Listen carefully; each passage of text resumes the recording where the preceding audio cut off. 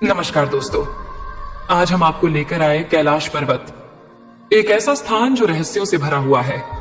साल 2001 में चीन सरकार ने कुछ ऐसा देखा कि उन्होंने तुरंत प्रतिबंध लगा दिया। आज तक केवल एक इंसान ही इस पर्वत की चोटी तक पहुंच पाया है। क्यों? जो भी इस पर्वत पर चढ़ने की कोशिश करता है उसकी 2 साल के भीतर ही मौत हो जाती है।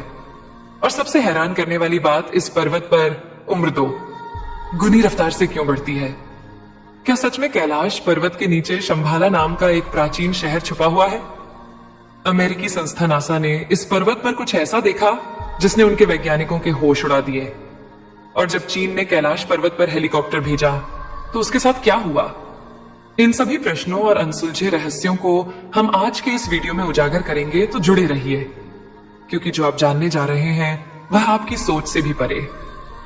भारत और चीन के बीच 1962 का सीमा विवाद एक भयंकर युद्ध में तब्दील हो गया और इसमें भारत को भारी नुकसान उठाना पड़ा।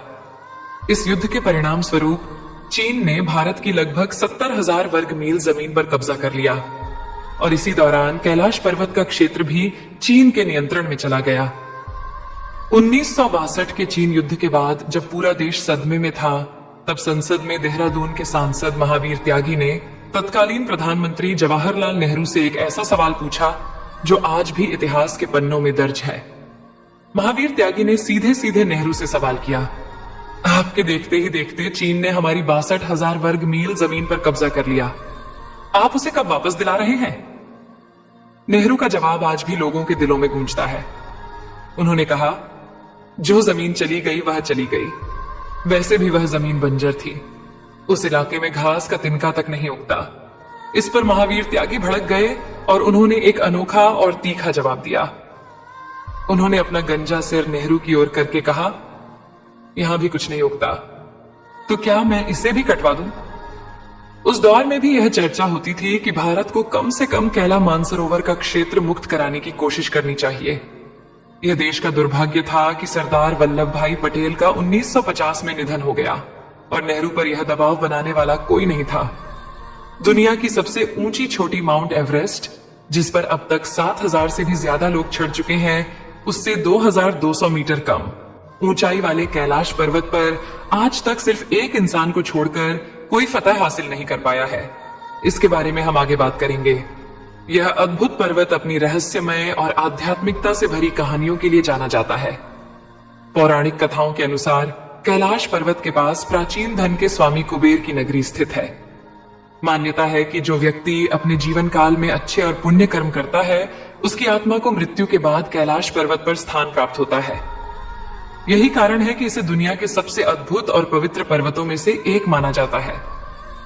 समुद्र की सतह से 6,718 मीटर ऊंचा कैलाश पर्वत हिंदू, बौद्ध और जैन धर्म के अनुयायियों के लिए अत्यंत पवित्र है। हिंदू धर्म में इसे भगवान शिव का निवास माना जाता है, जो यहाँ अपनी पत्नी पार्वती के साथ रहते हैं।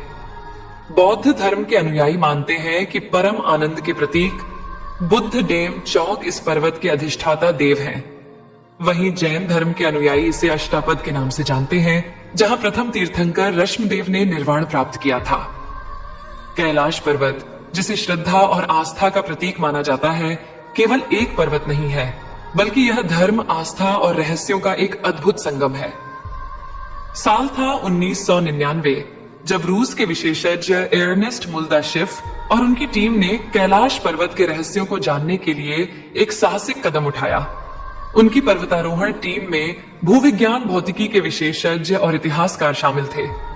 इस दल ने तिब्बती लामाओं से मुलाकात की और कैलाश पर्वत के आसपास कई महीने बिताए। उस रहस्यमय स्थान की गहराइयों को समझने के लिए मुल्दाशिफ ने अपनी इस यात्रा का विस्तृत विवरण अपनी किताब where do we come from में लिखा, जिसमें उन्होंने कैलाश पर्वत के बारे में चौंकाने वाले खुलासे किए। उनकी टीम इस निष्कर्ष पर पहुंची कि कैलाश पर्वत वास्तव में एक विशाल मानव निर्मित पिरामिड है, जिसका निर्माण प्राचीन काल में किया गया था। उन्होंने दावा किया कि यह पिरामिड कई छोटे छोटे पिरामिड से घिरा हुआ है और यह स्थान अलौकिक गतिविधियों का केंद्र है। मुल्दाशिफ ने वहां से लौटने के बाद लिखा, हमें रात की खामोशी में पहाड़ के भीतर से एक अजीब तरह की फुसफुसाना देती है। एक रात अपने दोनों सहयोगियों के साथ मैंने साफ साफ पत्थरों के गिरने की आवाज सुनी। यह आवाज कैलाश पर्वत के पेट के भीतर से आ रही थी। हमें ऐसा लगा जैसे इस पिरामिड के अंदर कुछ लोग रहते हैं। समय के तेजी से बीतने का एक अद्भुत प्रमाण इस क्षेत्र में देखने को मिला है। कैलाश पर्वत क्षेत्र में आने वाले लोगों ने पाया कि उनके शरीर के बाल और नाखून मात्र 2 दिनों में ही इतने बढ़ जाते हैं जितने सामान्यतः 2 हफ्तों में बढ़ने चाहिए। इतना ही नहीं, उनकी त्वचा भी सामान्य से अधिक तेजी से बूढ़ी नजर आने लगती है। यह रहस्यमय घटना बताती है कि कैलाश पर्वत क्षेत्र में समय की गति कुछ अलग ही ढंग से काम करती है। यह अनुभव लोगों को यह सोचने पर मजबूर कर देता है कि इस पवित्र स्थान में कुछ ऐसी अदृश्य शक्तियां हैं जो मानव शरीर और मन को गहराई से प्रभावित करती हैं। रूसी डॉक्टर अर्नेस्ट मुल्दाशिफ अपने स्मरणों में एक अद्भुत और रहस्यमय घटना का जिक्र करते हैं। वे लिखते हैं कि एक बार उन्हें एक साइबेरियाई पर्वतारोही ने बताया था कि कुछ पर्वतारोही कैलाश पर्वत पर एक निश्चित बिंदु तक पहुंचने में सफल हुए थे, लेकिन जैसे ही वे उस बिंदु तक पहुंचे, अचानक वे बूढ़े दिखाई देने लगे। इस रहस्यमय घटना के बाद उन पर्वतारोहियों की उम्र इतनी तेजी से बढ़ी कि 1 साल के भीतर ही बुढ़ापे की वजह से उनकी मृत्यु हो गई। यह रहस्यमय अनुभव कैलाश पर्वत को और भी अद्वितीय और अद्भुत बनाते हैं, जिससे यह दुनिया के सबसे रहस्यमय स्थानों में से एक बन गया है। अब बात करते हैं कैलाश पर्वत के आधार पर स्थित 2 झीलों की, मानसरोवर और राक्षस ताल। यह दोनों झीलें जो एक दूसरे के बिल्कुल पास स्थित है, परंतु स्वभाव में पूरी तरह विपरीत है। मानसरोवर झील, जिसे दुनिया की सबसे ऊंची मीठे पानी की झील माना जाता है, अपने शांत और स्थिर स्वभाव के लिए प्रसिद्ध है। इसका आकार गोल है। जैसे सूर्य की आकृति, इसके पवित्र पानी में जीवन की बहुलता देखी जाती है। सबसे हैरान करने वाली बात यह है कि इतनी ऊंचाई और ठंड के बावजूद यह झील कभी नहीं जमती और इसमें कभी लहरें नहीं उठती। इसे देखने वाले हर व्यक्ति को अद्भुत शांति का अनुभव होता है। दूसरी ओर राक्षस ताल, जो मानसरोवर के पास ही स्थित है, दुनिया की सबसे ऊंची खारे पानी की झील है। इसके पानी में खाराप इतना अधिक है कि यहाँ कोई जीवन पनप नहीं सकता। यह झील हमेशा उथल पुथल में रहती है, जैसे किसी आंतरिक बेचैनी से भरी हुई हो। कहते हैं कि राक्षस ताल का निर्माण स्वयं रावण ने किया था, जो भगवान शंकर के अनन्य उपासक थे। अपनी इच्छाओं की पूर्ति के लिए रावण कैलाश पर्वत गया, लेकिन उससे पहले उसने राक्षस ताल में स्नान किया और वहीं ध्यान लगाया। पौराणिक कथाओं के अनुसार जैसे ही रावण ने राक्षस ताल में डुबकी लगाई, झील पर आसुरी शक्तियों का कब्जा हो गया। यह झील नेगेटिविटी से भर गई और रावण की सोच में भी बदलाव आ गया। सोचने वाली बात यह है कि एक ही भौगोलिक क्षेत्र में होते हुए भी यह दोनों झीलें इतनी अलग क्यों हैं? क्या आप जानते हैं कि कैलाश पर्वत और मानसरोवर झील के आसपास एक रहस्यमय ध्वनि सुनाई देती है? जब आप इन पवित्र स्थलों के पास पहुंचते हैं तो ऐसा लगता है जैसे आसमान में कोई विमान उड़ रहा हो, लेकिन जब आप ध्यान से सुनते हैं तो यह आवाज बिल्कुल वैसी होती है जैसे किसी ने डमरू बजाया हो या फिर ओम की गूंज हो रही हो। वैज्ञानिक इसे प्राकृतिक घटना बताते हैं और कहते हैं कि शायद यह आवाज बर्फ के पिघलने से उत्पन्न होती है, लेकिन वहां जाने वाले कई साधक और यात्री मानते हैं कि यह ध्वनि केवल एक संयोग नहीं बल्कि एक दिव्य संकेत है। ऐसा कहा जाता है कि कैलाश पर्वत की शक्तिशाली ऊर्जा और वहां की आध्यात्मिक शक्तियां इस ध्वनि को जन्म देती हैं। क्या यह बर्फ के पिघलने की साधारण आवाज है या फिर ओम की दिव्य ध्वनि का चमत्कार? यह सवाल आज भी अज्ञात है और शायद यही कैलाश पर्वत के रहस्य को और गहराई से जोड़ता है। कैलाश पर्वत के रहस्य केवल ध्वनियों तक सीमित नहीं है। कई यात्रियों ने दावा किया है कि उन्होंने रात के समय कैलाश पर्वत पर 7 अलग अलग रंगों की रोशनी से स्नियों के रहस्य को पूरी तरह से नहीं समझ पाए हैं। नासा के वैज्ञानिकों का मानना है कि यह हो सकता है कि कैलाश पर्वत के आसपास का चुंबकीय बल आसमान के साथ मिलकर इस अद्भुत प्रकाश का निर्माण करता हो। लेकिन क्या यह सिर्फ चुंबकीय शक्ति का खेल है या फिर कैलाश पर्वत की दैवीय शक्तियों का प्रतीक? यह सवाल आज भी अनुत्तरित है। क्या आपने हिममानव या यति की कहानियां सुनी है? यह वह विशालकाय प्राणी है जिसे कैलाश पर्वत और हिमालय के दुर्गम क्षेत्रों में देखा गया है। वर्षों से हिमालय के आसपास रहने वाले लोग दावा करते हैं कि उन्होंने इस रहस्यमय प्राणी को अपनी आंखों से देखा है, लेकिन आज तक इस बात का पुख्ता सबूत नहीं मिला कि यह वास्तव में कौन है। एक विशाल भालू, जंगली मानव या फिर एक प्राचीन प्राणी। कई तिब्बती और नेपाली लोग मानते हैं कि यह हिम मानव कैलाश पर्वत के आसपास घूमता है। इसे यति कहा जाता है और इसके बारे में कई कहानियां प्रचलित हैं। कुछ इसे भूरा भालू कहते हैं तो कुछ इसे जंगली मानव। यहां तक कि यह माना जाता है कि यह लोगों पर हमला कर सकता है और उन्हें खा भी सकता है। इस रहस्य ने हिमालय की इन पवित्र भूमि को और भी गहराई से जिज्ञासा का केंद्र बना दिया है। वैज्ञानिक भी इस बारे में शोध कर रहे हैं।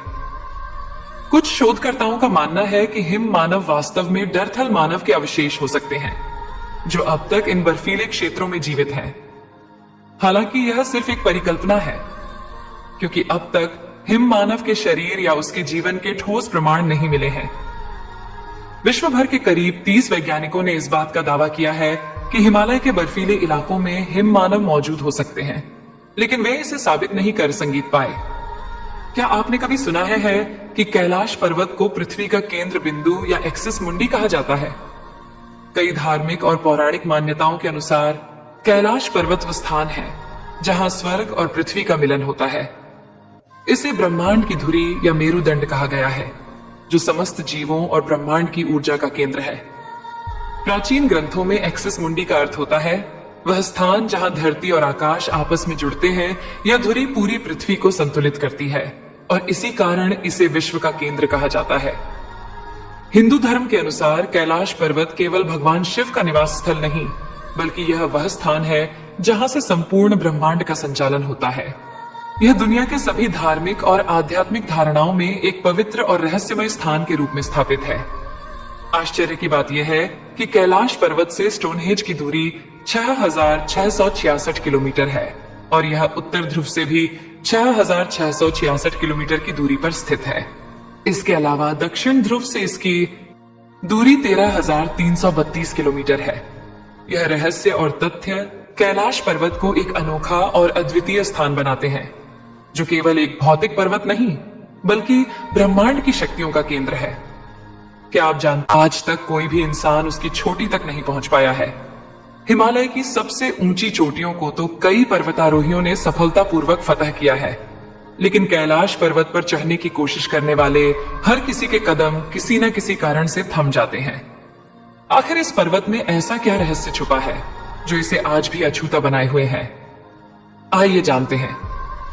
अब तक कितने लोगों ने कैलाश पर्वत पर चढ़ने की कोशिश की और उनका क्या परिणाम रहा? रूसी पर्वतारोही सर्गेई सिटियाकोव ने भी इस रहस्यमय पर्वत की चढ़ाई का प्रयास किया। जब वह चोटी के करीब पहुंचे तो अचानक उनकी तबीयत बिगड़ने लगी। उन्हें कमजोरी और असहजता महसूस होने लगी और मजबूर होकर उन्हें वापस लौटना पड़ा। सर्गेई सिटियाकोव ने बताया कि जब मैं पर्वत के बिल्कुल पास पहुंच गया तो मेरा दिल तेजी से धड़कने लगा। मैं उस पर्वत के बिल्कुल सामने था जिस पर आज तक कोई नहीं चढ़ सका। अचानक मुझे बहुत कमजोरी महसूस होने लगी और मन में यह ख्याल आने लगा कि मुझे यहाँ और नहीं रुकना चाहिए। उसके बाद जैसे जैसे हम नीचे आते गए, मन हल्का होता गया। ईन होर्ड मेसन इटली के एक प्रसिद्ध पर्वतारोही, जिन्होंने समुद्र तल से 23,000 फीट से अधिक ऊंचाई वाली 14 सबसे ऊंची चोटियों पर चढ़ने का रिकॉर्ड बनाया है। वह साधारण पर्वतारोही नहीं थे, बल्कि अद्वितीय साहस और दृढ़ संकल्प के प्रतीक थे।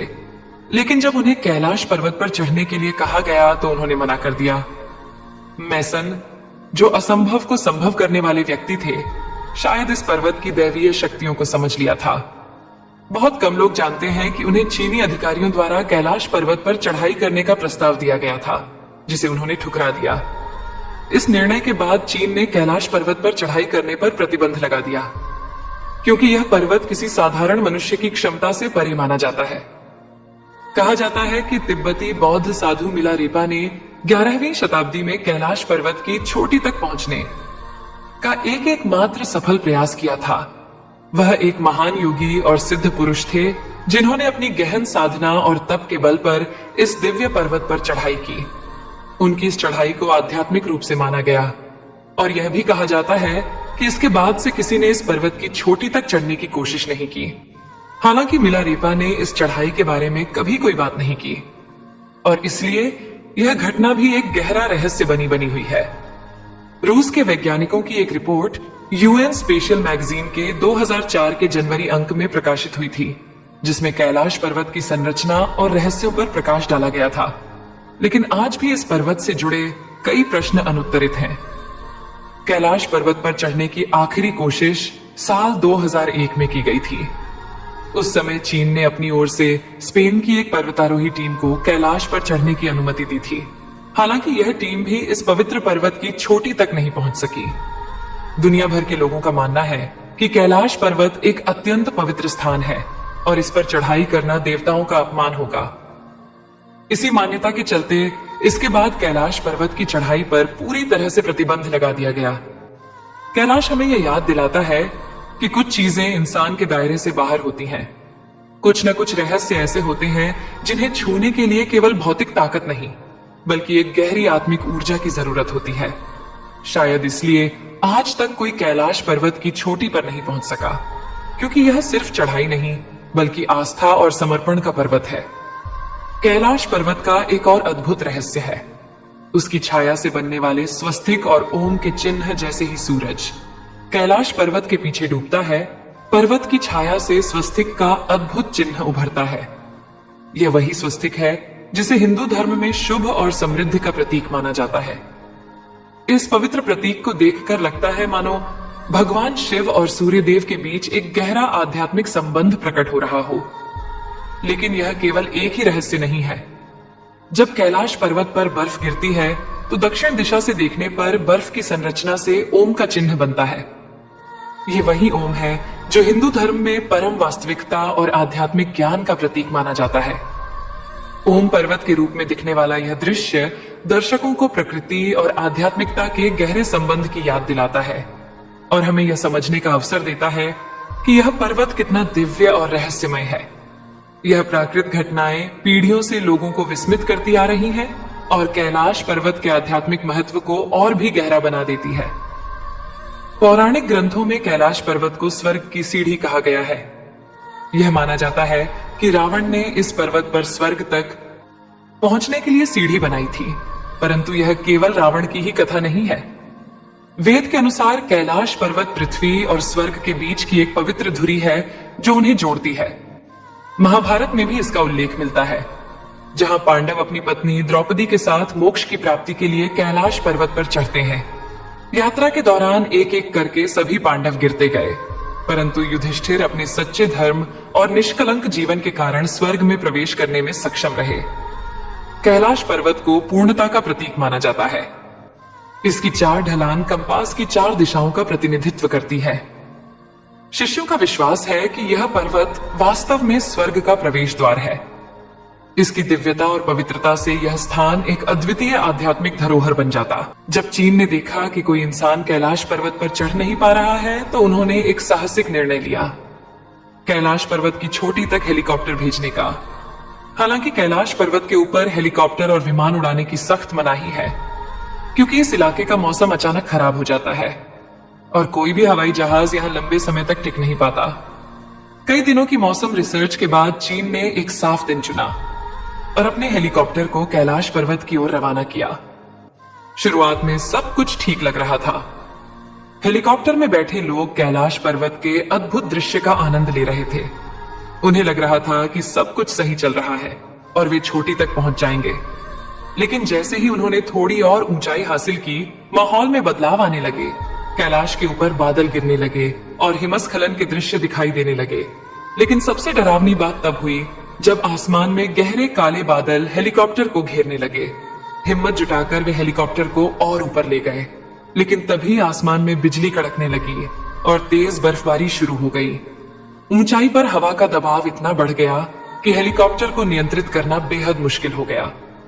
चीन के वैज्ञानिकों ने बताया कि कैलाश पर्वत की अद्वितीय भौगोलिक स्थिति के कारण सभी दिशाएं जाकर एक साथ मिल जाती हैं, जिससे वे दिशा भ्रम में फंस गए।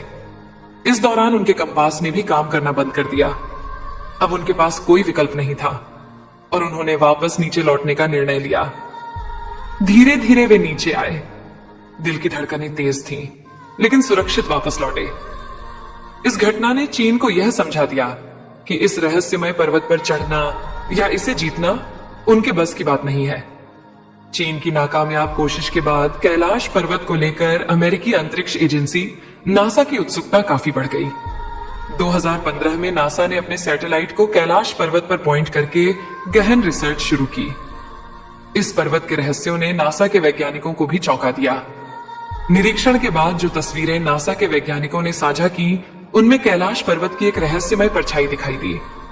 इस परछाई को देखकर ऐसा प्रतीत होता है जैसे कोई विशाल आकृति ध्यान की मुद्रा में बैठी हो।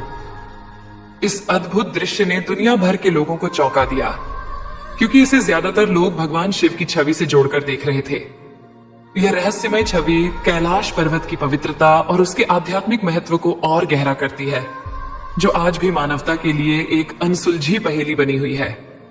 डॉक्टर अर्नेस्ट मुल्दाशेव के दावों को बल मिलता है जब हम प्राचीन रशियन पेंटर निकोलस रोरिक और जादुई नगरी मौजूद है। इस रहस्यमय नगरी का उल्लेख हिंदू और बौद्ध धर्म में भी मिलता, जिसे शंभाला कहा गया है। शंभाला संस्कृत का एक शब्द है जिसका अर्थ है शांत जगह। विष्णु पुराण के अनुसार यही वह पवित्र स्थान है जहां भगवान विष्णु के अंतिम अवतार कल्कि का जन्म होगा। ऐसा कहा जाता है कि शंभाला को केवल वे ही देख सकते हैं जिनके मन में कोई पाप ना हो। साधु, संत और योगी इस स्थान पर आकर तपस्या करते हैं और इसकी दिव्यता का अनुभव करते। लेकिन शंभाला का रहस्य यहीं खत्म नहीं होता। ऐसा माना जाता है कि हमारे प्राचीन महाकाव्यों में वर्णित अमर योद्धा जैसे हनुमान और अश्वत्थामा आज भी इसी नगरी में रहते हैं। शंभाला के निवासियों के पास असाधारण बुद्धि और अत्याधुनिक तकनीक है, जो हमारे लिए अभी तक एक कल्पना मात्र है। यहाँ के लोग टाइम ट्रेवल कर सकते हैं, टेलीप कर सकते हैं और यहाँ तक कि एलियन से संपर्क साध सकते हैं। उनके लिए कुछ भी असंभव नहीं है, क्योंकि वे भविष्य को देख सकते हैं और समय की सीमाओं से परे हैं। कैलाश पर्वत के भीतर छिपी इस अद्भुत नगरी का रहस्य आज भी हमारे सामने एक अनसुलझी पहेली है, जो हमें प्रकृति, आध्यात्मिकता और विज्ञान के बीच के गहरे संबंधों की ओर इशारा करता है। अगर आप शंभाला के इस अद्भुत रहस्य पर और अधिक जानना चाहते हैं और इस पर एक विशेष डॉक्यूमेंट्री देखना चाहते हैं, तो हमें कमेंट में जरूर बताएं। हम जल्द ही शंभाला के इस रहस्यमय और अद्वितीय विषय पर एक नई वीडियो लेकर आएंगे। अगर आपको कैलाश पर्वत के रहस्यों ने मोहित किया है और आप इस तरह की और भी अद्भुत कहानियों को जानना चाहते हैं, लाइक और शेयर करना ना भूलें, ताकि हम आपके लिए और भी रहस्यमयी और रोचक जानकारियां लेकर आते रहे। अगर आपके मन में कोई सवाल या विचार हो तो हमें कमेंट में जरूर बताएं। आप सभी खुश रहे। हर हर महादेव।